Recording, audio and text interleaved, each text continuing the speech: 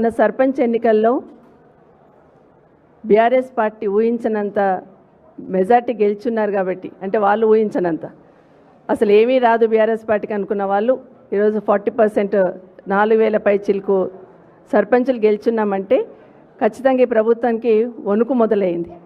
కాబట్టి రేపు municipal elections పెట్టున్నాము. Municipal ఎలక్షన్లో కూడా బీఆర్ఎస్ పార్టీని అప్పర్ హ్యాండ్ అవుతుందేమో అన్న ఆలోచనతో ఈ దానికి తెరలేపడం ఒక కారణమైతే, మొన్న హరీష్ రావు గారు బొగ్గు కుంభకోణంలో ఏదైతే అవినీతిని ప్రశ్నించారో దాన్ని డైవర్ట్ చేయడానికి, దానికి సమాధానం చెప్పడానికి వాళ్ళ దగ్గర సమాధానం లేక ప్రజలోకి అది వెళ్లకుండా ఉండడానికి ఈరోజు ఫోన్ ట్యాపింగ్ది విచారణ అనేది మొన్న హరీష్ రావు గారికి నోటీస్ ఇవ్వడం, ఈరోజు కేటీఆర్ గారికి నోటీస్ ఇవ్వడం అనేది దాంట్లో భాగంగా నేను మాత్రం భావిస్తూ ఉన్నాం. ప్రజలే భావిస్తున్నారు.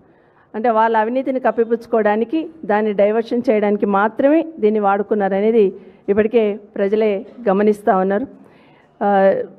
మామూలుగా ఏమైపోయిందంటే ఏ ఎన్నికలు వచ్చినా కూడా బీఆర్ఎస్ పార్టీని ఏదో ఒక రకంగా బూచిగా చూపించాలనే ప్రయత్నం చేస్తున్న విషయాన్ని ప్రజలు ఇప్పటికే గమనించున్నారు.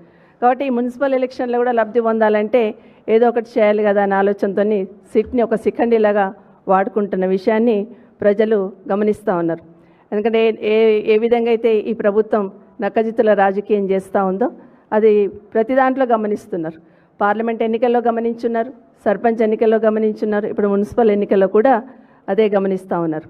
ఫోన్ ట్యాపింగ్ విషయం కానీ, కాళేశ్వరం పైన విచారణ అని ఇది ఏదో ఒక రకంగా బీఆర్ఎస్ పార్టీకి సంబంధించిన నాయకులను విచారణకు పిలుస్తూ సాగదీస్తూ ఈరోజు రేవంత్ రెడ్డి గారి ప్రభుత్వం ఒక రాక్షసానందం పొందుతుందనేది వాస్తవం.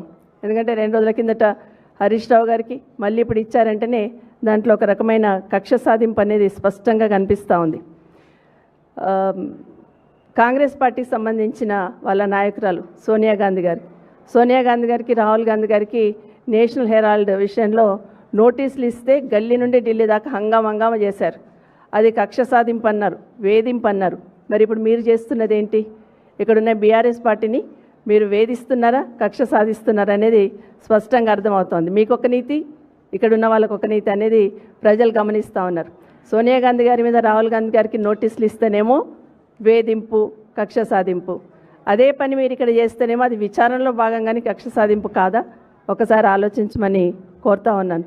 ఇదే కాకుండా రాష్ట్రంలో ఎవరిని అడిగినా చెప్తారు ఏం జరుగుతుంది ఇక్కడ అంటే, ప్రజల ఓట్లతో గెలిచి ప్రజల పాలన అందిస్తామని అధికారంలోకి వచ్చి ప్రజాపాలన పేరుతో వచ్చిన మీరు కాంగ్రెస్ పార్టీ వాళ్ళు ఈరోజు బీఆర్ఎస్ పార్టీని వేధించడానికి మాత్రమే పనిచేస్తుందనేది స్పష్టంగా అర్థమవుతుంది. ఇది ప్రజాపాలన కాదు, ప్రతీకార పాలనలాగా సాగుతుందనేది ప్రజలు ఇప్పటికే అర్థం చేసుకున్నారు. 2 సంవత్సరాలను ఒక్కసారి వెనక్కి తిరిగి చూస్తే ఏం చేసింది ప్రభుత్వం అని ఆలోచిస్తుంటే విచారణల పేరుతో కాలయాపన చేస్తున్నారు.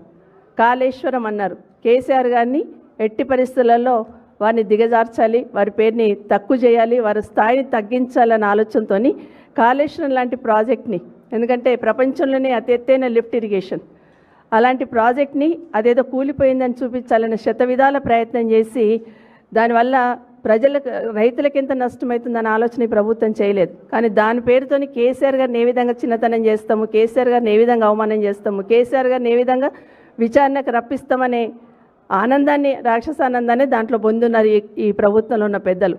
అట్లాగే ఫార్ములా ఈ కార్ రేస్, దానివల్ల ఏమైంది రాష్ట్రానికి? ఈ కార్ రేసింగ్ పెట్టినప్పుడు మన రాష్ట్రానికి చాలా గొప్పగా భావించున్నాం. చాలామంది పెట్టుబడులు పెట్టడానికి రావడం జరిగింది ఇక్కడ. కానీ దాన్ని కూడా బూచిగా చూపించి కేటీఆర్ గారిని అక్కడ ఎంక్వైరీ పిలిచిన విషయాన్ని ప్రజలు గమనించున్నారు. అది ఒక మంచి పని చేసినా కూడా అక్కడ కూడా వేలెత్తి చూపించి ఏదో దోషిగా చూపించే ప్రయత్నం చేస్తున్నారు. విద్యుత్ పైన ఏం జరిగింది రాష్ట్రంలో? 24 గంటల పవర్ తీసుకురావడానికి కేసీఆర్ గారు ఒక యజ్ఞంలాగా చేసి 7 గంటలు ఉన్న పవర్ని 24 గంటలు ఈరోజు ఒక క్షణం కూడా పోకుండా పవర్ని చేస్తున్నారంటే దాని వెనకాల ఎంతో కృషి చేస్తే దాంట్లో కూడా అవినీతిని వెలికితేయాలనే ప్రయత్నం, శతవిధాల ప్రయత్నం చేసింది అనేది ఇప్పటికే ప్రజలందరికీ కూడా అర్థమైపోయింది. చివరికి ఔటర్ రింగ్ రోడ్ పైన కూడా ఏదో అవినీతి జరిగిందనే బూచిని చూపించే ప్రయత్నం చేస్తున్నారు. ఇవన్నీ కూడా ప్రజలకు విడమర్చి చెప్పి ఏదో ఒక రకంగా చేయాలి, కేసీఆర్ గారు నిశాన లేకుండా చేయాలనే ఆలోచనతో మీరు చేస్తున్న ప్రయత్నం ప్రజలందరూ ఇప్పటికే గమనించున్నారు. ఇదంతా కూడా వాళ్ళు పాలన చేయడం చేతగాక గత ప్రభుత్వంలో ఉన్న కేసీఆర్ గారి మీద, కేటీఆర్ గారి మీద, హరీష్ రావు గారి మీద నింద మోపే ప్రయత్నం చేస్తుందనేది ప్రజలు ఇప్పటికే గమనించున్నారు. అన్నిటికన్నా ముఖ్యంగా 2 సంవత్సరాల నుండి ఈ రాష్ట్రంలో జరుగుతున్న తతంగం అంతా, ఒకటి మూసీ బ్యూటిఫికేషన్ అన్నారు, దాంట్లో జరుగుతున్న అవినీతి ఏంటనేది మా నాయకులు వెలికి తీసి బయటికి చెప్పున్నారు. అదేవిధంగా హిల్ట్ పాలసీ తీసుకొచ్చారు, దానివల్ల ఆ భూములతో ఎంత అవినీతి జరుగుతుంది, పరిశ్రమలు ఏ విధంగా తరలిపోతాయి అనేది గట్టిగా ప్రజలకు వివరించి చెప్పే ప్రయత్నం చేశారు. గచ్చిబౌలి భూములు తీసుకున్నారు, దానివల్ల ఆ యూనివర్సిటీకి ఎంత నష్టం జరుగుతుంది, దాన్ని కాపాడుకోవాలని గొంతెత్తింది బీఆర్ఎస్ పార్టీ.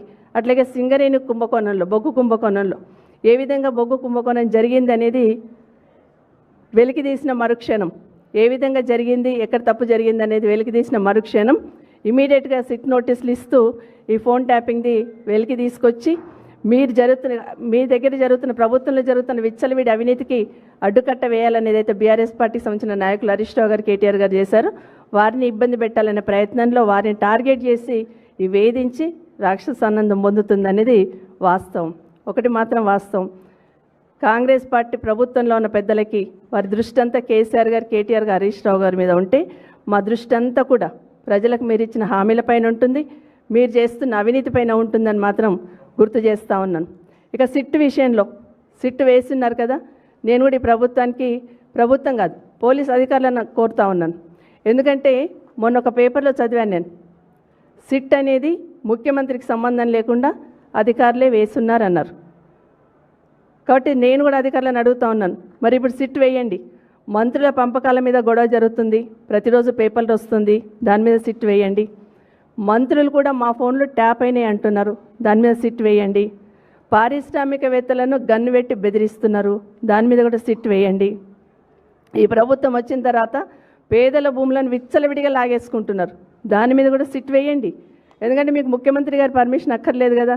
నిన్నగాక మొన్న ఒక పేపర్లో చదివాను, సిట్ వేస్తున్నారు, ముఖ్యమంత్రి గారు నోటీసులో లేకుండానే సిట్ వేశారు అధికారులు అని చెప్పినారు. కాబట్టి మీరు కూడా సిట్ వేయండి అని కోరుతా ఉన్నాను. ఇదే కాకుండా ఈరోజు ఫోన్ ట్యాపింగ్ మీద ఇంత గోల చేసి హంగామా చేస్తూ ఉన్నారు. అసలు ఫోన్ ట్యాపింగ్ అనేది గతంలో ఉందా లేదా? కేసీఆర్ గారు వచ్చిన తర్వాతనే ఫోన్ ట్యాపింగ్ విషయం వచ్చిందా? ఇది తప్పకుండా చెప్పాలి. మరి గౌరవ ముఖ్యమంత్రి గారిని కూడా నేరుగా అడుగుతా ఉన్నా, మరి ఇప్పుడు ఫోన్ ట్యాపింగ్ జరుగుతుందా, జరుగుతలేదా? అసలు ఫోన్ ట్యాపింగ్ ఎందుకు చేస్తున్నారు, ఎందుకు చేస్తారు? అసలు పోలీస్ డిపార్ట్మెంట్లో ఒక వింగ్ సైలెంట్గా పనిచేస్తూ ఉంటుంది, దేశ భద్రత కోసం కానీ రాష్ట్ర భద్రత కోసం కానీ ఆ వింగ్ సైలెంట్ పనిచేస్తుంది. మీరు దీని మీద ఇంత పబ్లిసిటీ చేశారు కదా, రేపు రాష్ట్రానికి ఏమైనా హాని తలపెట్టాలన్న ఏ ఉగ్రవాదులైనా కూడా రేపు ఫోన్లో మాట్లాడుకుంటారా? ఈ రాష్ట్రంలో ఫోన్ ట్యాపింగ్ ఉంటుంది అని ఫోన్లో మాట్లాడుకోవడానికి అవకాశం ఉంటుందా?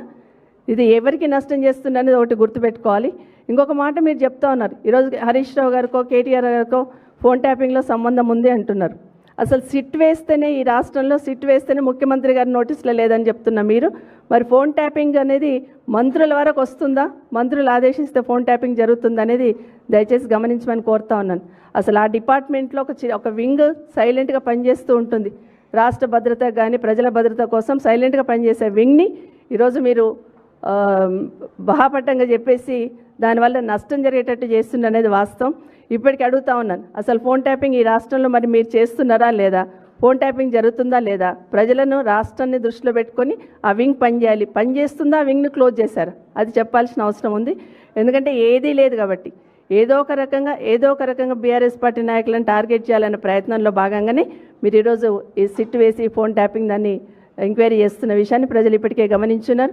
మీరు ఎన్ని రకాలుగా భయపెట్టాలని ప్రయత్నం చేసినా, ఎన్ని రకాలుగా టార్గెట్ చేయాలని చేసిన ప్రయత్నం చేసినా బీఆర్ఎస్ పార్టీకి సంబంధించిన నాయకులు ప్రజల కోసమే పోరాటం చేస్తారు, ప్రజల కోసమే ప్రశ్నిస్తారు. తెలంగాణ రాష్ట్రానికి నష్టం జరిగితే ఎట్టి పరిస్థితుల్లో రాజీ పడరు అనేది ఇప్పటికీ తెలంగాణ రాష్ట్ర ప్రజలందరూ కూడా స్పష్టంగా తెలుసు. మీరు ఎన్ని రకాల ఇబ్బందులు పెట్టాలని ప్రయత్నం చేసినా ప్రజల పక్షాన మీరు ఇచ్చిన 6 గ్యారెంటీలు, మీరు చెప్పిన 420 హామీలు అమలయ్యేంత వరకు ప్రశ్నిస్తూనే ఉంటాం, ప్రజల పక్షాన పోరాటం చేస్తూనే ఉంటాం. Thank you.